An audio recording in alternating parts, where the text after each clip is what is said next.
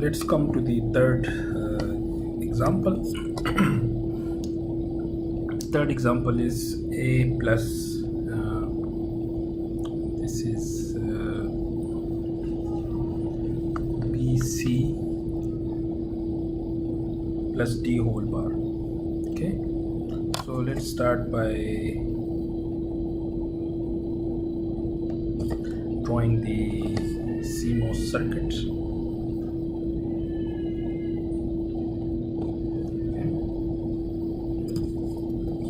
First, let's draw the NMOS circuit. So we have B and C in series. We draw, this is B, this is our C, and then we have in parallel A, and in parallel we have the D. Okay, and then we have here the ground, and from here we can take our output. Now let's draw our PMOS circuit. So in PMOS it is opposite of this, and by opposite we mean that B and C, you can also write like this, they are in, so this is C, this is B, they are in parallel. Okay, and they are in series with let's say A and D. Okay, so this is our PMOS. These are our PMOS circuits. This is point is our VDD. Now let's draw our layout circuit, and we start by drawing this is our ground, this is our VCC VDD line, and then we take a green one which is our N region, and we take a yellow one which is our p-type doping, and then we take the red lines. So we say this is our first polyline, second polyline, third polyline, and fourth polyline. Maybe I should make these lines a bit longer.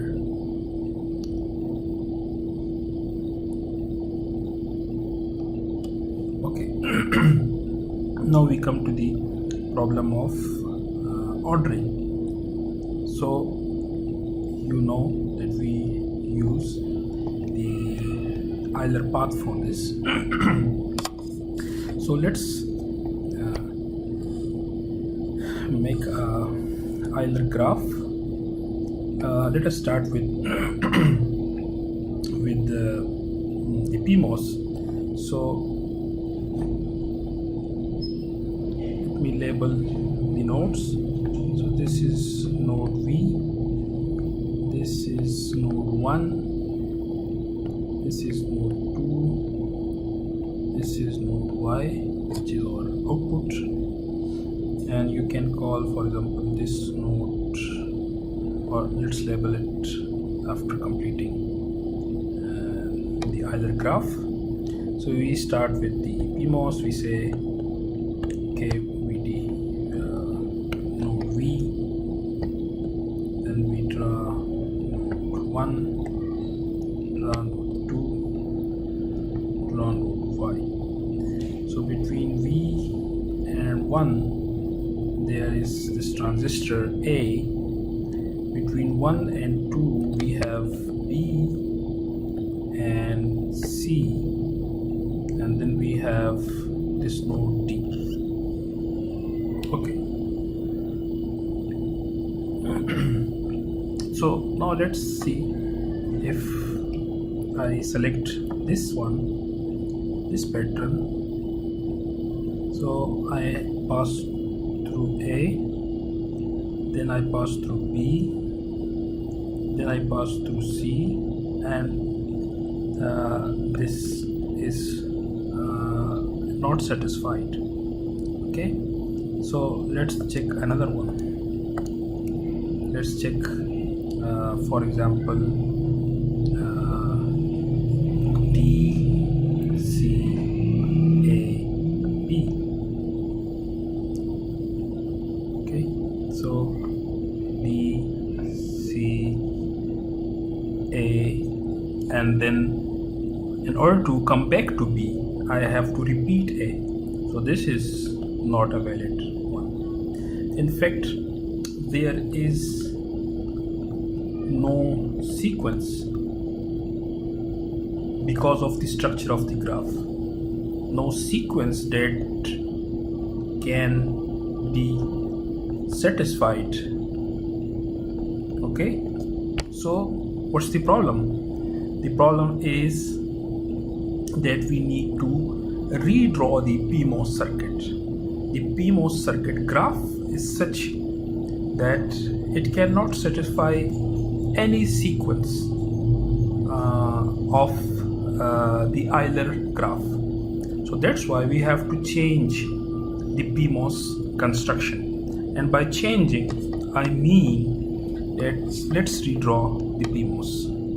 So remember this one, the A is at the top and the D was at the bottom.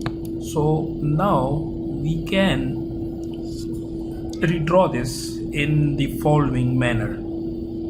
So we can say, for example, our parallel combination of B and C, this is our parallel combination.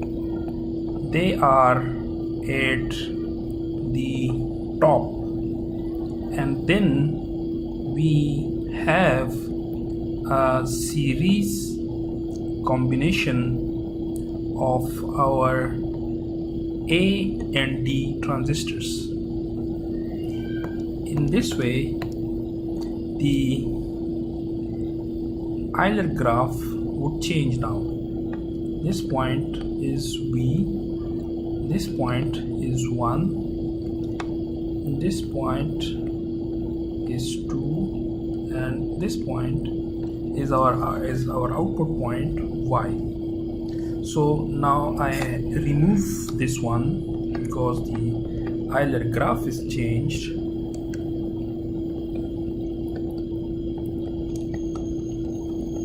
Remember that the PMOS circuit, this one and the previous one, they have exactly the same functionality. Okay, so nothing has changed. I just rearranged it. So we have a node V, then we have a node 1, then we have a node 2, then we have a node Y. So between V and 1 I have B connected, between 1 and I have C also connected, and 1 and 2 there is transistor A, and 1 and 2 there is transistor D. Okay, so now it is possible to have unique paths. Okay, and let me also draw the Euler graph for this one. This point is point 3 and this point is point ground. Okay, and let me draw the Euler graph for NMOS. We have point 3, we have ground. So between Y and ground have D. Between Y and ground we have A, and between Y and B, Y and 3 we have B, and between 3 and ground we have C. So this is for our NMOS, this is for our PMOS. Now let's try some sequence to see if they are satisfied or not. So let me consider the first sequence like A, B, C, D. Okay, so this is a very bad sequence because okay, but let's see. A, I start from A, I go to B, then C, and then you see the A has to be repeated. So this is not good to start with. So let's now consider maybe another sequence. Maybe let's say B, C, A, D. You start from B, you go to C, then A, then D.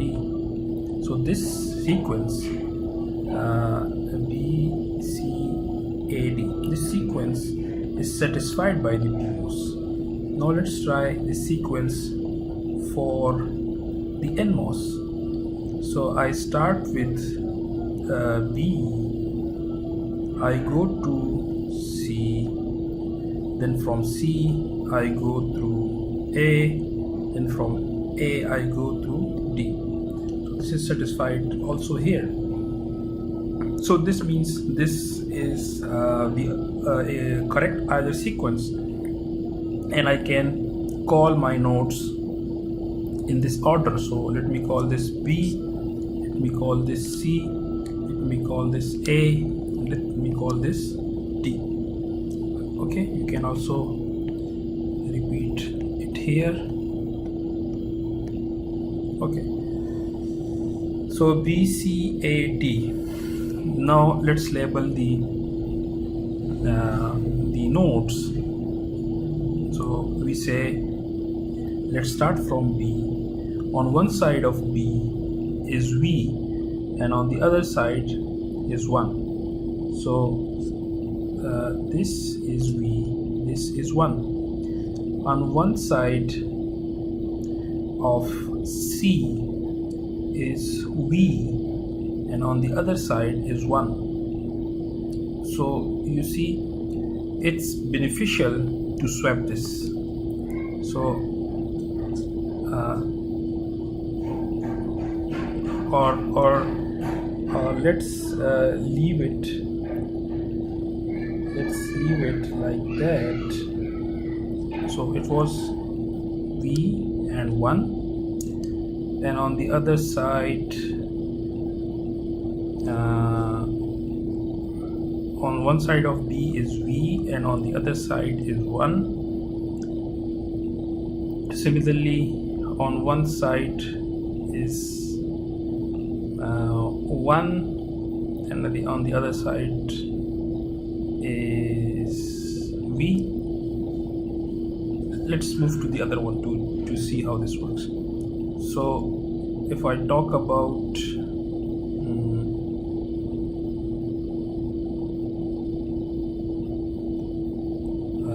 A, okay, so on one side of A should be 1, and on the other side should be 2. Okay, then on one side of D should be 2, and on the other side should be Y.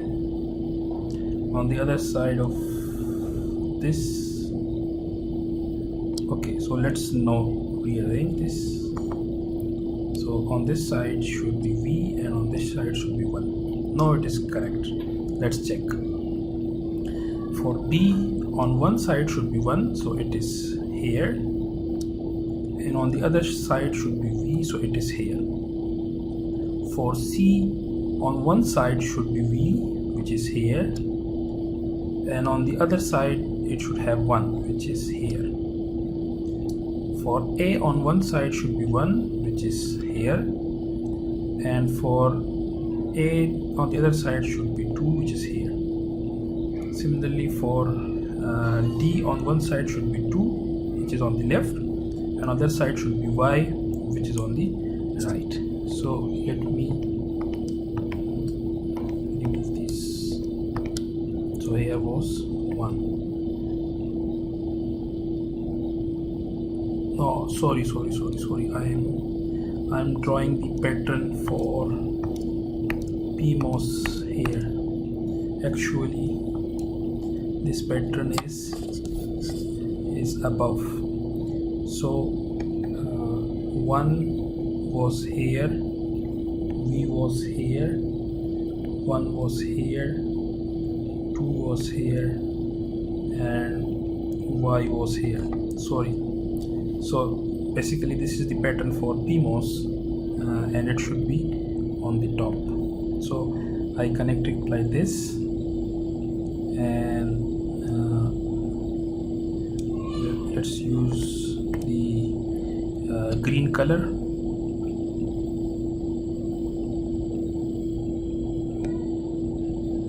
So let me use the green color. So here was our V, okay, and here and here we connect these two nodes. 2 is not connected to anything, and this is our output, so it should be connected to the output from the NMOS structure. Okay, so this completes our PMOS section. Now let's start with our NMOS section. So let me change the color. We start with B.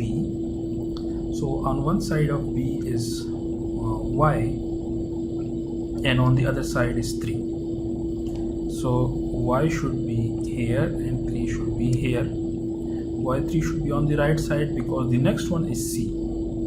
So on one side of C is 3, and on the other side is ground. Okay, so this completes the connections for C. I move to A.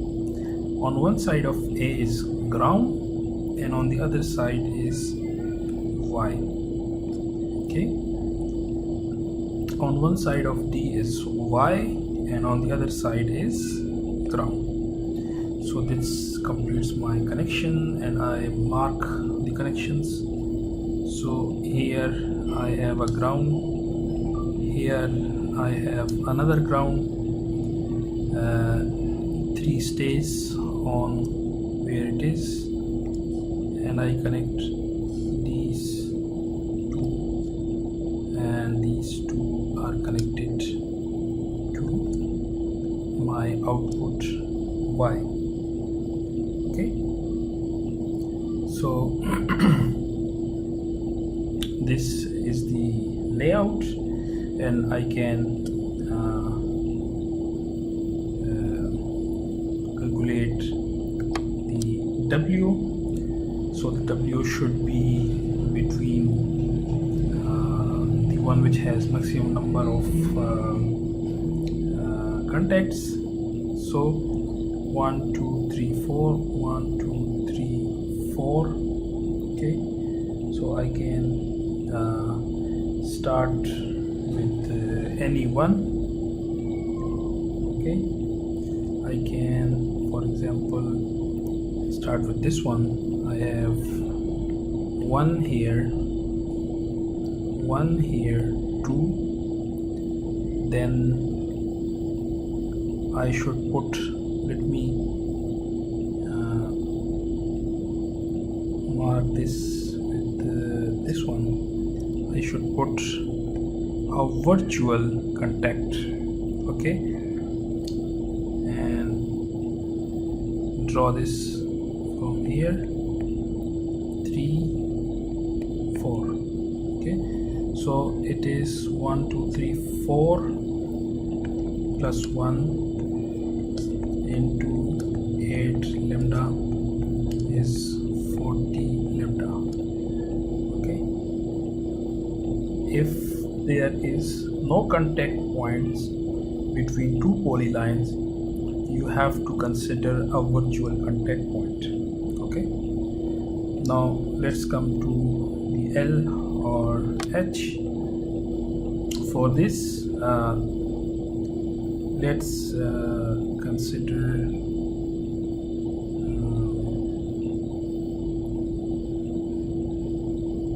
this one. So we have 1 here, 2 here, 3 here. Okay, 1 2 3 4 here. Okay, so 4 1 2 3 1 2 3 4 and the fifth one.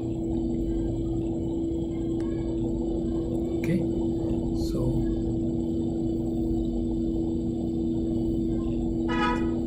it is 5 plus 1 into 8 lambda is equal to 48 lambda. So this was the third example, and on the next slide I am just showing you how the book estimates the area. So we are adding +1 and the book does not do that. This was one of the example we covered before, a 3-input NAND gate, and this was the compound gate. You see how it does it is like this: between two contacts, 1 2 3, and it considered the final one from the last one to the end of polyline. So it says 4 on the horizontal side, and similarly you see 1 is here. Okay, the second one is here. It is basically denoting this section. The third one is here. It is basically denoting this section, and the fourth one is denoting this section, and the last one you see it's denoting the VCC. So you count 1 2 3 4 5. So on the L side you have 5. You multiply with 5. Okay, and if you come to the right hand side, you see this one is for this one, for this one, for this one, for this one, and this is the last one. So you have 1 2 3 4 5. Actually what we do, we just add. For this one we add. Okay, and if you come to the vertical direction, you see for this one, then we have for this one, then we have for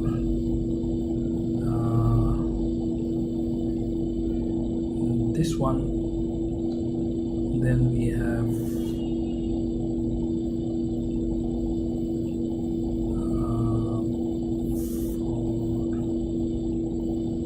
this one. So it is a bit overlapped.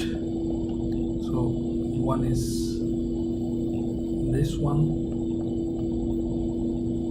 then the next one is this one, and we have this one, we have this one, we have this one. So 1 2 3 4 5, and we have the last one 6. Okay, so it's just the same, but the book counts it in a different way. So this is the end of chapter number 1. I hope that you have you will go through all these lectures very carefully, and you will solve the assignment 1, which is already available online. So I strongly recommend you to solve assignment number 1, and after solving assignment number 1, quiz 1 will be available, and you will have 24 hours to attempt quiz number 1. Okay, and this week we will have a long question and answer session. So normally we take the QA session like 60 minutes, but this week we will have a QA section somewhere like 90 minutes or more, and I want you to ask me questions related to chapter number 1. So before we close this topic, I strongly recommend that you should clarify all your concepts, and you should solve assignment number 1 so that you can attempt quiz number 1 with full credit. So this is all for this lecture.